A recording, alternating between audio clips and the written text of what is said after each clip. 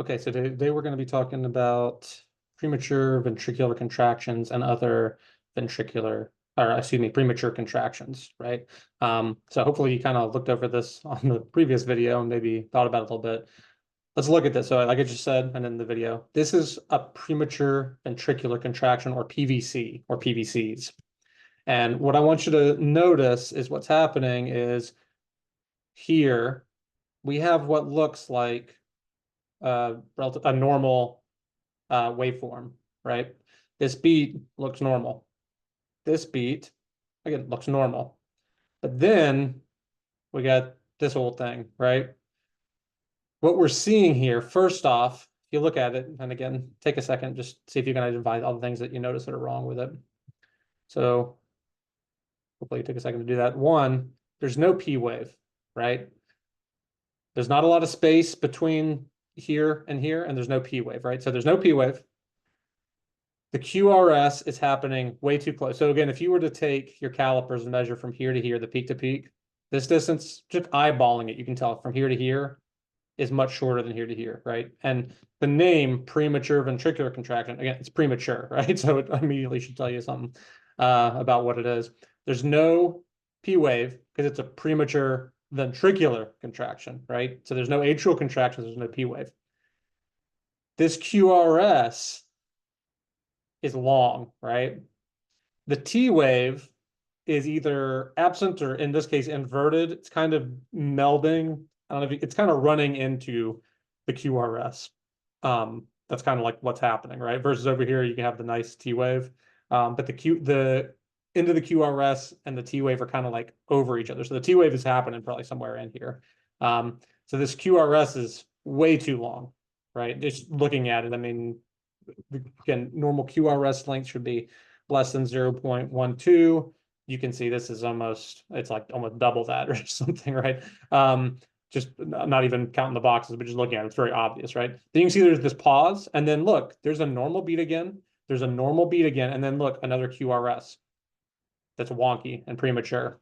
So what's happening in a PVC, or premature ventricular contraction, is the ventricles firing prematurely without a corresponding atrial contraction that precedes it. So a couple things to note, well, a bunch of things to note. One is that because there's no atrial contraction, that means the beat is not originating in the SA node. It's called a premature ventricular contraction because, again, the beat it's premature. It's the ventricle that's contracting. And because the ventricle is contracting alone, that means that the beat is originating in the ventricle itself, right? And that has a few indications for us clinically that are important. So PVCs are bad. The reason they're bad is, one, they're not perfusing. If the ventricle is beating by itself without an atrial beat preceding it, just like with our ventricular tachycardia, that means that ventricular beat isn't pushing oxygenated blood out into the body. Now it's pushing maybe a little bit that's left behind in the ventricle or something from the previous beat, or it's kind of pushing oxygenated blood that's already in the body around, but it's not pumping any new oxygenated blood into the vascular, right? That's bad because it means, again, the heart's doing work, but it's not generating oxygenated blood for the body to use or for the heart itself to use, right? It's a useless beat that's making it work too hard. The other thing is that the ventricle is beating on its own. If the ventricle is beating on its own, that means that there's a desync happening in the electrical conduction system. And what's bad about that is that's effectively what's happening in things like ventricular tachycardia, right? So if the PVCs start happening too frequently or too many in a run, PVCs can develop into something like VTAC, or ventricular tachycardia. So in other words, if we go back and look at this, this isn't necessarily the most concerning, depending on the patient's situations, depending on what's happening with the patient. The fact that there's not if we were just looking at this alone, the fact there's an occasional PVC is not necessarily a problem. Looking at this strip, though, it looks like they're having pretty consistent PVCs, right? It's happening consistently. And so this could be a sign of something worse, the fact that there's so many that are occurring. For us, if you're watching this and you have, normal sinus rhythm, you're otherwise healthy, you probably experience PVCs occasionally. If you go for a jog or you're doing strenuous exercise or something like that, occasionally you will probably have a PVC. They will sometimes feel, well, really any premature beat, they can feel like heart palpitations. People will sometimes say like, oh, I'm having heart palpitations. It's like the feeling that your heart is skipping a beat. Effectively, it kind of is skipping a beat, right? It's like having a beat that's happening too soon. And again, it's kind of like going bump, bump, bump, bump, bump, bump, bump, bump, bump, bump, bump, just like really out of sync. So again, an occasional PVC isn't necessarily a problem. But if there's runs of them or if there's a lot of them happening in a minute, then that is a problem. So again, how to identify, I kind of already went over this, but it's premature, it's happening too soon.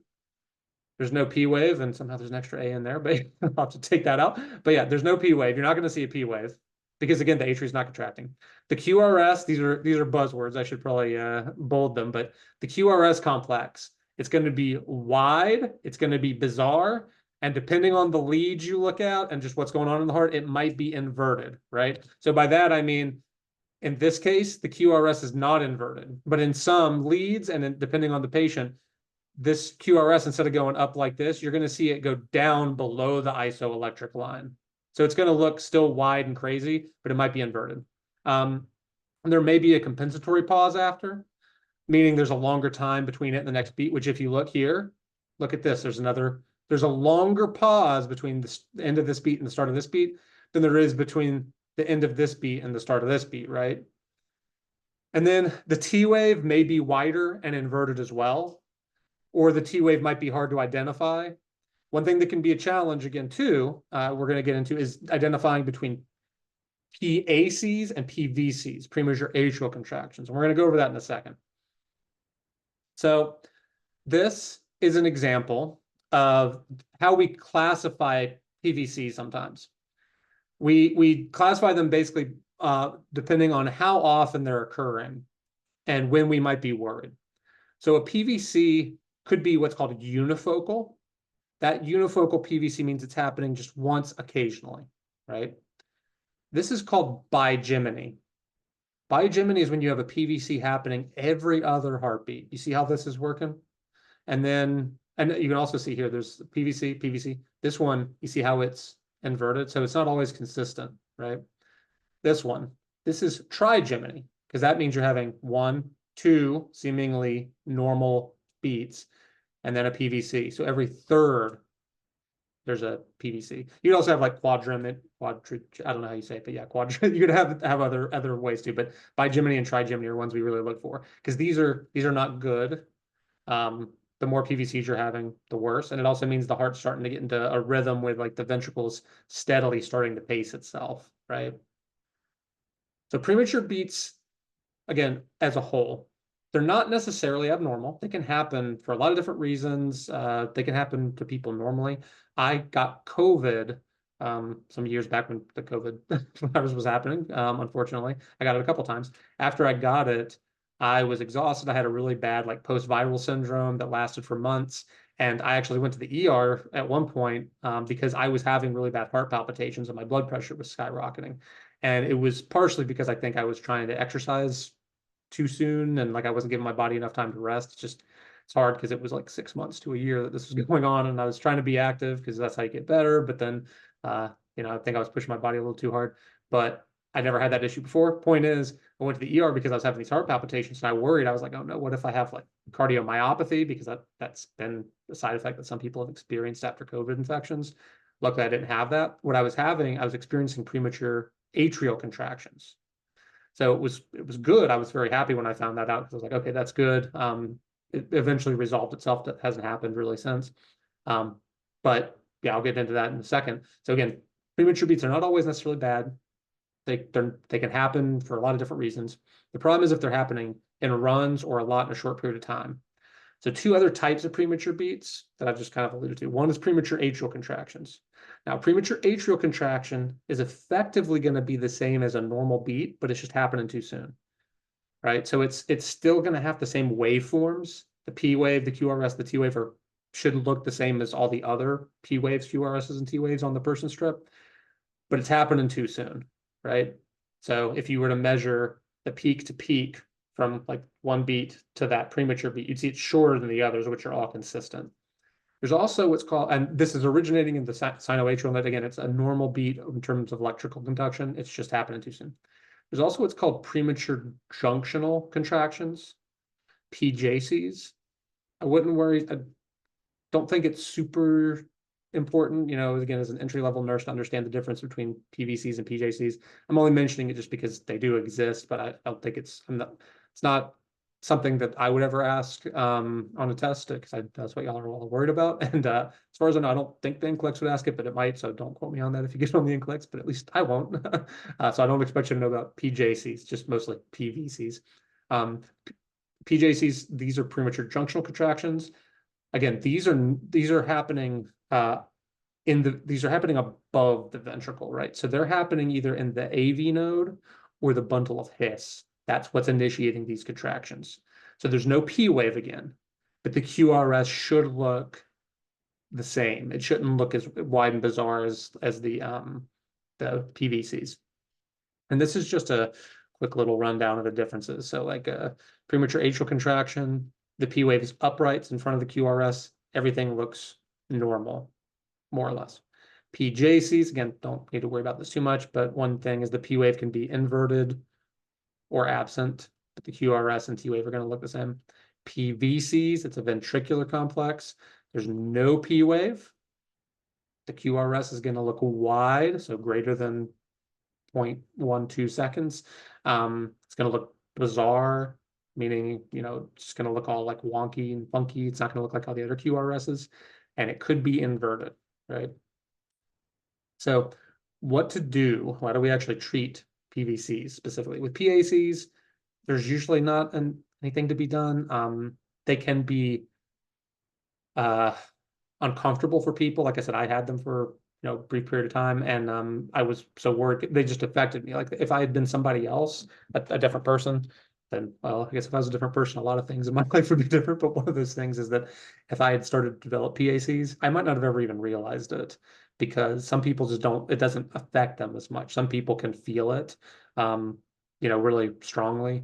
So some people, they might have PACs and it doesn't cause them any issues. Some people have PVCs and they don't really feel them, and they have an occasional PVC and they don't really have any symptoms. If they are symptomatic, or if there's too many of them, then we need to do something. If they're not symptomatic, they're not happening too quickly or too often, usually it's just kind of, all right, well, just, we'll keep monitoring you, but otherwise, yeah, just keep living your best life. If they are symptomatic or there's too many for PVCs, then kind of standard, cardiac treatment is up next. So beta blockers, calcium channel blockers, those are the first line, usually for dysrhythmias or heart failures or any kind of cardiac disease. Possibly catheter ablation, again, if they feel like it could be useful, or if that's what's causing the issue. A certain part of the heart is maybe firing when it shouldn't be. Possibly also lifestyle changes. So these things have been associated with increased risk of PVCs. So caffeine, oops, somehow no cafe, it should be no caffeine, but I think what happened is I was updating my PowerPoint in OneDrive, and OneDrive doesn't always, like, it saves automatically as you proceed, but it doesn't always proceed, or doesn't always save if you lose internet access or something. So that might have been what happened. Anyway, you don't care about that, but anyway, no caffeine. So caffeine can cause dysrhythmias, not just PVCs, but it can also cause some other ones like tachycardia and stuff. Because, well, y'all know, you drink coffee and you get excited. More sleep, so lack of sleep can also cause it. Stress, diets that are high and sugars, fats, just poor diet basically, or if you have low fiber or things like that. So just lifestyle changes can happen. If you're not active, increasing your activity level, getting more vitamins, minerals in your diet. Sometimes it can also be like an electrolyte imbalance. So making sure your electrolyte levels are okay. Yeah, trying to engage in stress relief exercises or activities, doing things that are going to relieve your stress, or try to avoid stress, making sure you're getting enough sleep, avoiding things like caffeine, also possibly avoiding like really, really dark chocolates and stuff, or eating too many of them anyway. There's just some examples. So this is going to be the rhythm we go over in the next video. So again, if you want to take a moment to just look it over, and yeah, we'll go over it in next video.